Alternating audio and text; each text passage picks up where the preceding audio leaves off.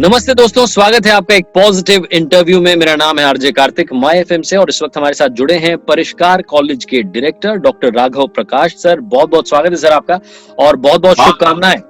आपके कॉलेज में ये हमें सुनने को मिलता रहता है कि आपके कॉलेज में जो पढ़ता है वो आईएएस ऑफिसर बन जाता है। इस बार का जो यूपीएससी का रिजल्ट आया है वाकई में कमाल कर दिया एक स्टूडेंट ने। आप क्या कहना चाहते हैं? हमारे मनोज कुमार हमारे परिष्कार कॉलेज के बीए के स्टूडेंट थे।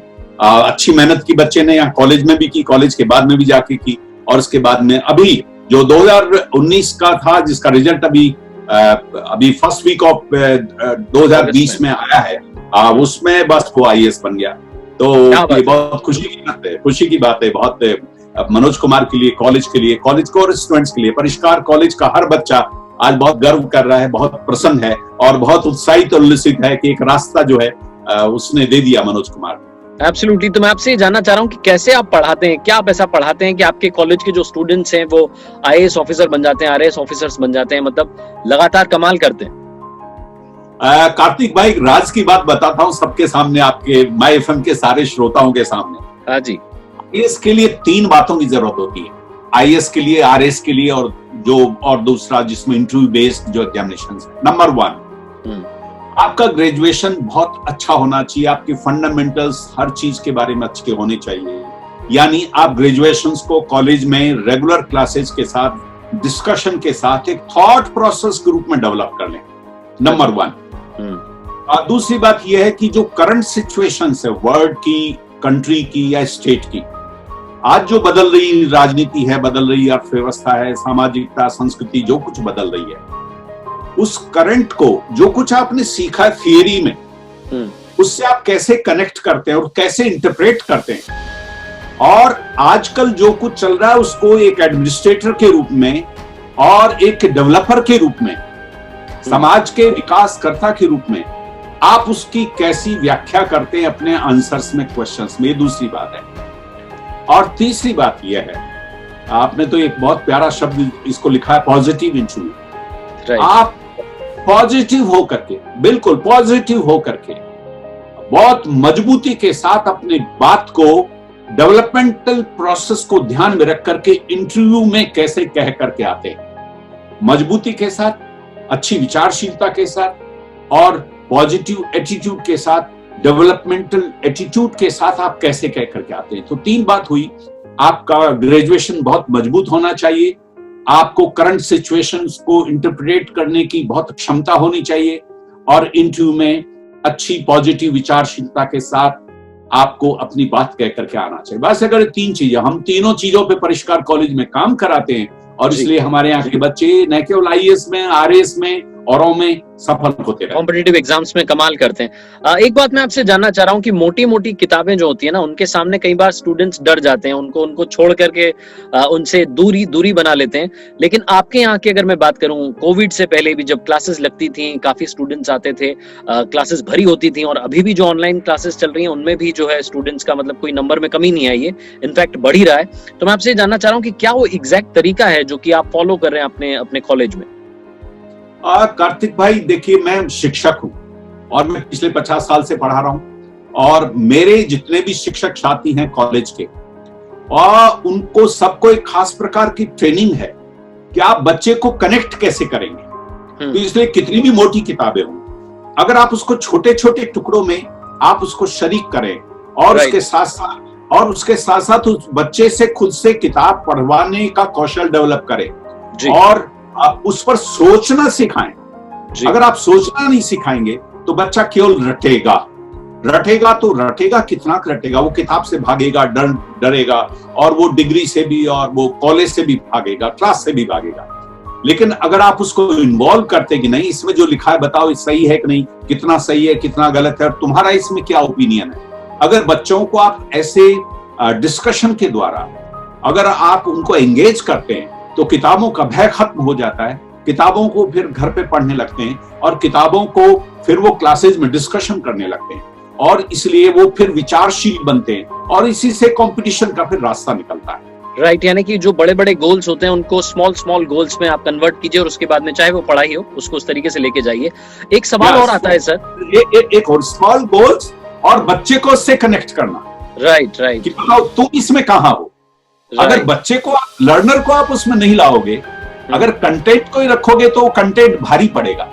और अगर कंटेंट को लर्नर से करो कि बताओ इस कंटेंट में तुम कहां हो, तुम्हारा सोच कहां है, बस फिर आनंद हो जाता है बच्चे के। राइट, यानी कि एंगेजमेंट भी बहुत जरूरी है। एक बात मुझे दिमाग में आती है कि अक्सर मुझे ये सुनने को मिलता है, सोसाइटी में ये धारणा है कि भाई बच्चे को कॉलेज तो हम कहीं भी पढ़ा देंगे, कहीं से भी डिग्री ले लेंगे, लेकिन अगर हमें सरकारी नौकरी करनी है, कॉम्पिटिटिव एग्जाम की तैयारी करनी है, तो हमें सीधा कोचिंग की तरफ जाना चाहिए और कॉलेजेस को साइड कर देना चाहिए। आप इसको किस तरीके से सोचते हैं, देखते हैं, और किस तरीके से आपके यहाँ पर इस धारणा को बदला गया?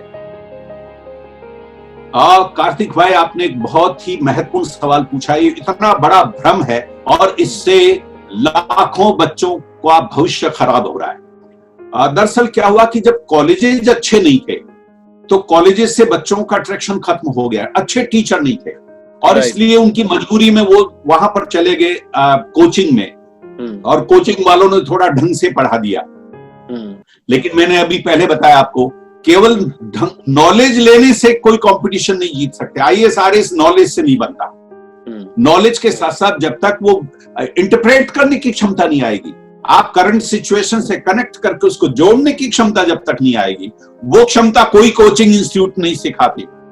कोचिंग इंस्टीट्यूट इंफॉर्मेशन देती है, नॉलेज देती है, क्या है चीजों को उनको बताती है, लेकिन उसको प्रेजेंट सिचुएशंस में कैसे कनेक्ट करोगे, और वो 2-3-4 महीने की कोचिंग से नहीं होता।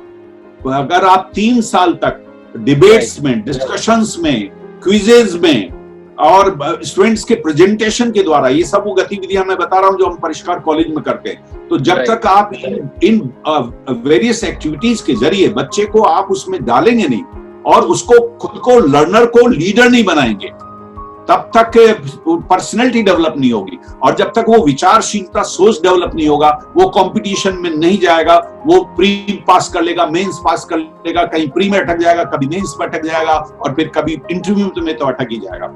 बहुत कम परसेंट है कार्तिक भाई जो जितनी ज्यादा संख्या में पढ़ते हैं इसमें हमारे कोचिंग्स में, उसमें बहुत कम परसेंट पास होता है। वो इसीलिए राइट। एक और अवधारणा है और ये माना जा रहा है लोगों में, ये एक तरीके की सोच है अगर मैं इसको कहूँ, 10+2 के बाद में कई सारे जो स्टूडेंट्स हैं वो टेक्निकल लाइन में नहीं जाना चाहते, तो ऐसे में उनका करियर किस तरीके से ब्राइट होगा, क्या आप कहना चाहते हैं? क्योंकि काफी सारे स्टूडेंट्स भी इसको सुन रहे होंगे और काफी पेरेंट्स भी इसको सुन रहे होंगे। एक्चुअली क्या है कि ये जो दौर है हमारे यहाँ, मार्केट भी तैयार करता है, पैकेजेस भी तैयार करते हैं कि इतने लाख का पैकेज मिल गया, ये किया, और इसमें सब इंजीनियर बनना चाहते हैं, सब पीसीएम के द्वारा उनको आईआईटी में कराना चाहते हैं और उनको कोचिंग कराना चाहते हैं एक भूत की तरह। आपको आश्चर्य होगा कि आईआईटी जिसमें एडमिशन के लिए इतनी मारामारी होती है, लाखों रुपया खर्च करते हैं कोचिंग वगैरह में, आईआईटी का बीटेक के 60% इंजीनियर्स इंजीनियरिंग नहीं करना चाहते। क्यों? वो बच्चे ब्राइट, बहुत अच्छे क्रीम बच्चे पहुंचते हैं वहां पर, लेकिन उन्होंने पहचाना ही नहीं कि उनको इंजीनियर बनना था क्या। उनका कोर एरिया, कोर इंटरेस्ट वो इंजीनियरिंग था ही नहीं, और इस चक्कर में चले जाते हैं। अब ये काफी स्थिति बदली है वहां पर, एक तो इस वजह से, और बहुत से जो कमजोर से जो इंजीनियरिंग कॉलेजेस थे उनको इतने ढंग से पढ़ाया नहीं गया और वो बेचारे एम्प्लॉयबल नहीं रहे, उनको जॉब्स नहीं मिली, इसलिए बहुत से बच्चे अब उधर इंजीनियरिंग कॉलेजेस में नहीं जाना चाहते। लेकिन उनको ये नहीं सोचना चाहिए, निराश नहीं होना चाहिए इन बच्चों को, उन बच्चों को सोचना चाहिए कि और बहुत से दूसरे एरियाज है। हम लोग तो परिष्कार कॉलेज में उन्हीं बच्चों के लिए काम करते हैं जो नॉन टेक्निकल में, और आप देखिए कि हमारे इतने बीएससी के बच्चे, बीएससी वाले बच्चे, पीसीएम वाले बच्चे आते हैं और वो आरएएस बनते, दूसरे कंपटीशन में जाते हैं, वो एसएससी में तैयार हो जाते हैं, और वो जो बैंकों के लिए हम लोग बैंकों में तैयार हो जाते हैं, रेलवेज में तैयार हो जाते हैं, फोर्सेज में, हमारे एनडीए में चले जाते हैं बच्चे। इतने एरियाज हैं जिनमें हमारे बच्चे जा सकते हैं। तो फिर इसलिए इंजीनियर होने की ही कोई आवश्यकता नहीं, इंजीनियर बनना चाहे, जो सचमुच बनना चाहे वो बने, लेकिन बाकी लोग इन एरियाज में हमारा कंपटीशन में के लिए तैयारी करें। और हम लोग परिष्कार कॉलेज में क्योंकि 3 वर्ष 2 एक्स्ट्रा क्लास लगा करके इन बच्चों को इसी के लिए तैयार करते हैं और इसलिए वो सफल होते आते हैं। राइट। कोविड के बाद की अगर हम बात करें सर, काफी लोग जो है घर से बाहर निकलने को लेकर के डरे हुए हैं। ऐसे में मान लीजिए अगर कोई आपके कॉलेज में एडमिशन लेना चाहता है परिष्कार कॉलेज में, तो क्या तरीका होगा और क्या जरिया होगा आप तक पहुंचने का? मुझे लगता है मीडिया ने, हम सब लोगों ने मिलकर के कोविड को लेकर के बहुत डरा दिया है। दरअसल कोविड एक ध्यान रखने की जरूरत थी, एक डिस्टेंसिंग रख करके हम अपनी चीजों को मैनेज कर रहे हैं। आप भी अपने ऑफिस में आ रहे हैं, मैं भी मेरे ऑफिस में कॉलेज में आ रहा हूँ। बताइए, हम लोग काम ही कर रहे हैं ना, फिर वो कॉलेज में बच्चे क्यों नहीं आ सकते? अब देखिए कोविड के चक्कर में क्या नुकसान होने वाला है कार्तिक भाई।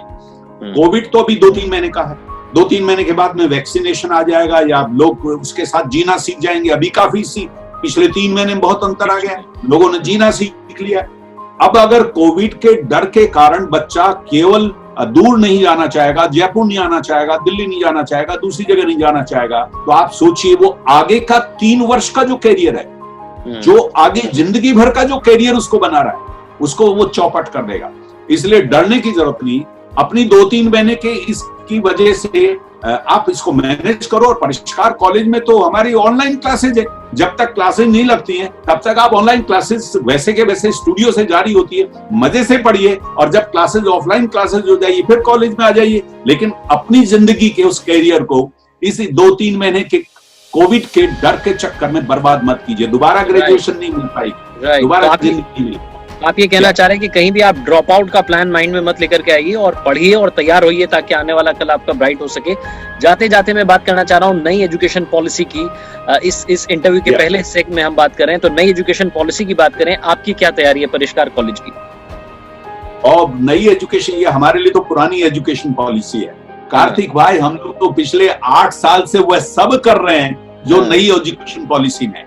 वहां पर बच्चे को अपने कोर के साथ साथ और सब्जेक्ट्स हम उसको दे रहे हैं। बीएससी का बच्चा भी अगर वो चाहे तो इकोनॉमिक्स पढ़ता है, वो ज्योग्राफी पढ़ता है, वो हिस्ट्री पढ़ता है, हम उसको दूसरे सब्जेक्ट। इसलिए न्यू एजुकेशन पॉलिसी में ये खुलापन है सिलेबस का, वो हमारे साथ है। न्यू एजुकेशन पॉलिसी में रटने के बजाय समझने पर जोर है, एनालिटिकल पावर, क्रिएटिविटी पे जोर है।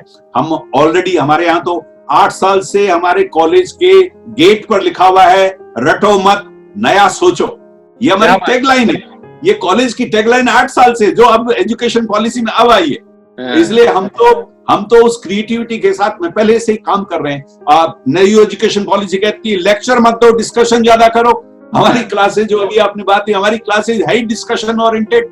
इसलिए हम तो उसी तरह से बच्चे को विचारशील बनाओ, हम लोग इसी दिशा में काम कर रहे हैं। नई एजुकेशन पॉलिसी कहती है कि इसके साथ साथ जॉब्स के बारे में भी बच्चे की तैयारी कराए। हम पहले से जॉब्स के बारे में बच्चे से तैयारी करा रहे हैं। इसलिए न्यू एजुकेशन पॉलिसी हमारे लिए, हमारे खून में पहले से ही है कार्तिक भाई। क्या बात है, अद्भुत सर। और इस बातचीत को हम जारी रखेंगे। ये पार्ट 1 है जो कि आप हमारे साथ देख रहे थे। हमारे साथ जुड़े हुए हैं परिष्कार कॉलेज के डायरेक्टर डॉक्टर राघव प्रकाश जी। मेरा नाम आरजे कार्तिक है। माय एफएम से इस पॉजिटिव इंटरव्यू की शुरुआत करेंगे पार्ट 2 की बहुत जल्द। आप मेरे फेसबुक पेज पर जुड़े रहिएगा और हाँ, कर दिखाओ कुछ ऐसा कि दुनिया करना चाहे आपके जैसा।